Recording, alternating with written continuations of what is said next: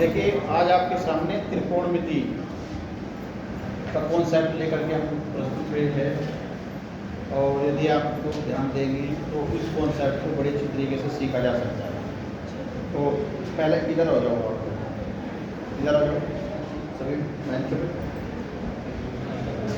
देखिए त्रिकोणमिति का कॉन्सेप्ट के लिए सबसे पहले हमें समकोण त्रिभुज का ज्ञान होना चाहिए।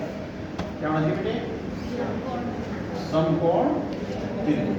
समकोण त्रिभुज किसे कहते हैं? समकोण त्रिभुज किसे कहते हैं? Right angle triangle. ऐसा त्रिभुज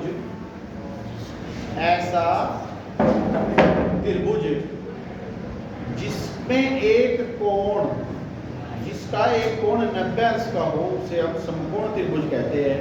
और हर त्रिभुज में 3 भुजाएं होती है। हर त्रिभुज में 3 भुजाएं होती है। उन भुजाओं को क्या क्या नाम देते हैं? देखिए जब ये इस समय ये भुजा पर टिका हुआ त्रिभुज है, ऐसा लग रहा है ना कि इस भुजा पर टिका हुआ है, तो ये बेस हुआ, बेस। और इसको हम हिंदी में आधार बोलते हैं और हम इसे अंग्रेजी के अक्षर ए से डिनोट करते हैं। ठीक है मेरे बाबू। और जो ये खड़ी हुई भुजा है 90 डिग्री समकोण बनाने वाली 2 भुजाएं जो है ना, एक तो पड़ी हुई भुजा, एक खड़ी हुई भुजा, इसको बोलते हैं हम परपेंडिकुलर। पेंडिकुलर अर्थात लंब, और इसको हम एल का नाम से डिनोट करते हैं। और जो तीसरी जो सबसे बड़ी भुजा होती है ये होती है आपकी हाइपोटेन्स, हाइपोटेन्स, और इसको हम कर्ण के नाम से पुकारते हैं और इसको हम के से डिनोट करते हैं। ठीक है मेरे भाई।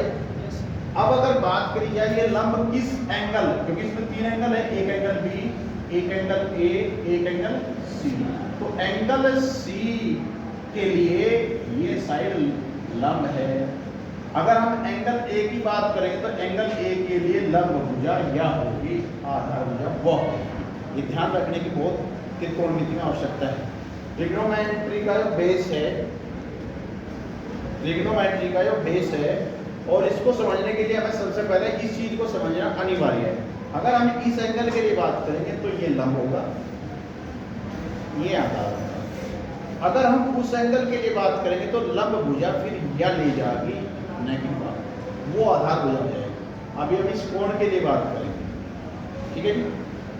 इसकी पहले तीनों भुजाओं में क्या रिलेशन होता है? समकोण त्रिभुज की रिलेशन के विषय में जानेंगे। समकोण त्रिभुज ए बी सी में एक पाइथागोरस प्रमेय होती है, जो आप लोग पिछली कक्षाओं में भलीभांति रूप से पढ़े होंगे। पाइथागोरस प्रमेय, थ्योरम ऑफ पाइथागोरस। पाइथागोरस एक वैज्ञानिक है जिन्होंने इस समकोण त्रिभुज की तीनों भुजाओं में एक संबंध स्थापित किया।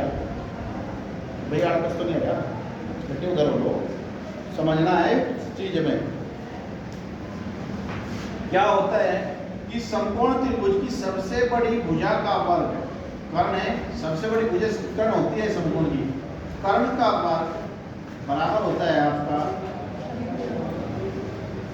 लंब का वर्ग जमा आधार का वर्ग।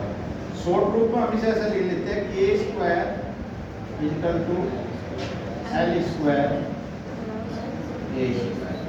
यदि अब हम इन तीनों भुजाओं में एक संबंध बना लिया है, इस संबंध से हमें कोई 2 भुजाओं का ज्ञान होगा, तीसरी भुजा में इस संबंध में सूत्र में रखने से हमें वो तीसरी भुजा निकालनी होगी। ठीक है।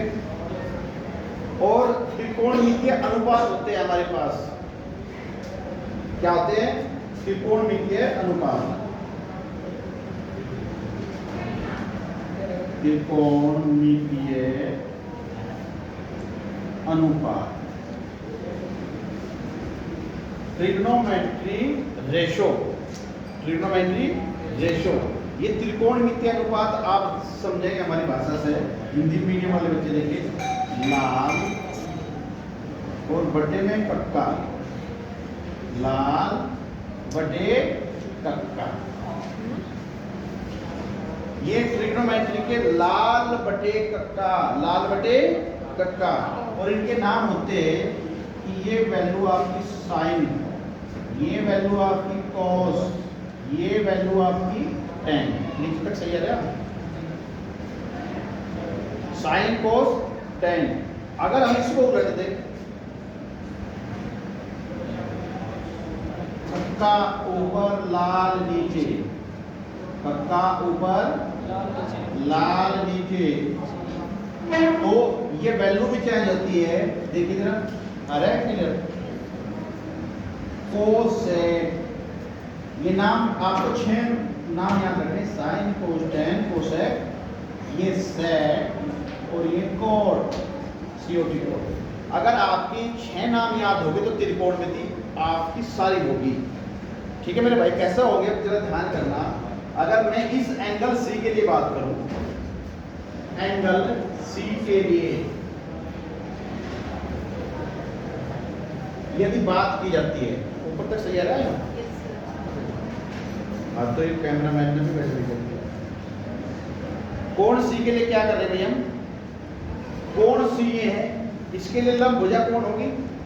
A B. लंब भुजा क्या है? A B. इसकी कोई अभी माप तो है नहीं हमारे पास कि कितनी लंबी है, अभी तो केवल ए बी से जाने। आधार भुजा क्या है हमारी? B C. कर्ण भुजा क्या है हमारी? ए सी। तो कोण सी के लिए हम साइन की वैल्यू निकाल लेंगे कि कोण सी के लिए साइन सी। देखिए सी एंगल कहां से पकड़ा है? यहां से। साइन ही है हमारे पास 6 मान में, याद रखें त्रिकोणमिति अनुपात है। तो साइन सी और साइन सी, अब लाल बटे कक्का पे जाएंगे और देखेंगे कि साइन किसकी वैल्यू? एल बाई के। क्या है जी? एल बाई के। और जो इंग्लिश मीडियम वाले बच्चे रहेंगे वे क्या करेंगे इसको? Perpendicular by hypotenuse. ठीक है जी।